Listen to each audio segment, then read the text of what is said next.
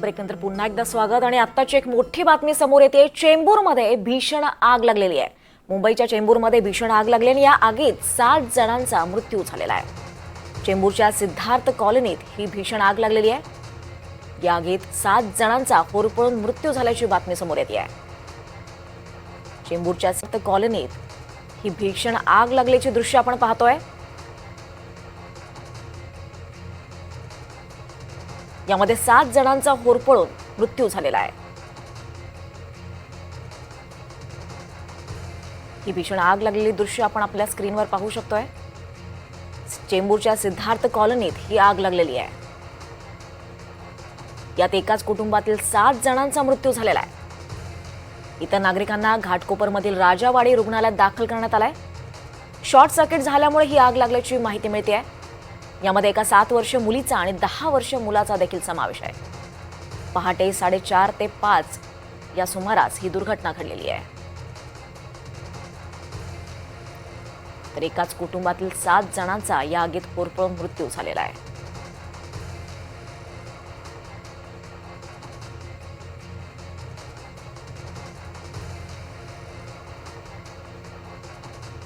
तर आपण पाहतोय चेंबूरमध्ये भीषण आग लागलेली आहे। या आगीत 7 जणांचा मृत्यू झालेला आहे। चेंबूरच्या सिद्धार्थ कॉलनीत ही आगीची घटना घडलेली आहे आणि यात एकाच कुटुंबातील 7 जणांचा मृत्यू झालेला आहे।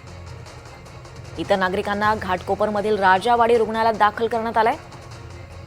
शॉर्ट सर्किट झाल्यामुळे ही आग लागल्याची प्राथमिक माहिती आपल्या हाती येते आहे। यामध्ये एका 7 वर्षीय मुलीचा आणि 10 वर्षीय मुलाचा समावेश आहे।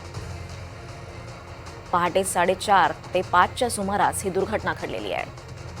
यावर अधिकचे अपडेट्स घेऊयात। आपल्यासोबत आपल्या प्रतिनिधी जुई जाधव आहेत। जुई, चेंबूरच्या सिद्धार्थ कॉलनीत ही भीषण आग लागली आहे, नेमकं काय घडले? आगीचं कारण काय?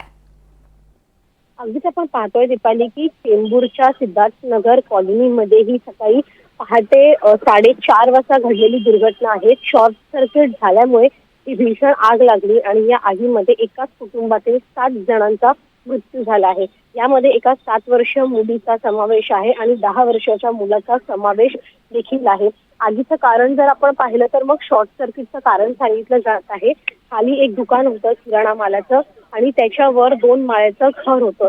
त्यामुळे जे लोक खाली दुकानामध्ये झोपले होते त्यांना त्या दुकानातून बाहेर पडणं शक्य झालं, मात्र जे वर घरात अडकले होते त्यांना बाहेर पडणं कठीण झालं होतं आणि त्यामुळे त्या आगीमध्ये त्यांचा होरपळून मृत्यू झाला आहे। अग्निशमन दलाच्या 3 ते 4 गाड्या घटनास्थळी दाखल झाल्या आहेत। जे जखमी आहेत त्यांना घाटकोपरच्या राजावाडी रुग्णालयामध्ये दाखल करण्यात आलं आहे आणि खरं तर एकाच कुटुंबामधले हे सगळे राहणारे होते। त्यामुळे आगीची तीव्रता किती भीषण ही आग होती याचा अंदाज आपण करू शकतो, कारण का एकाच कुटुंबातील 7 जणांचा मृत्यू झाला आहे होरपळून। आता इतर जे लोक वाचले आहेत त्यांना त्यांचा बचाव कार्य सुरू आहे। त्यांना वाचवण्याचे पूर्णपणे शर्थीचे प्रयत्न केले जात आहेत।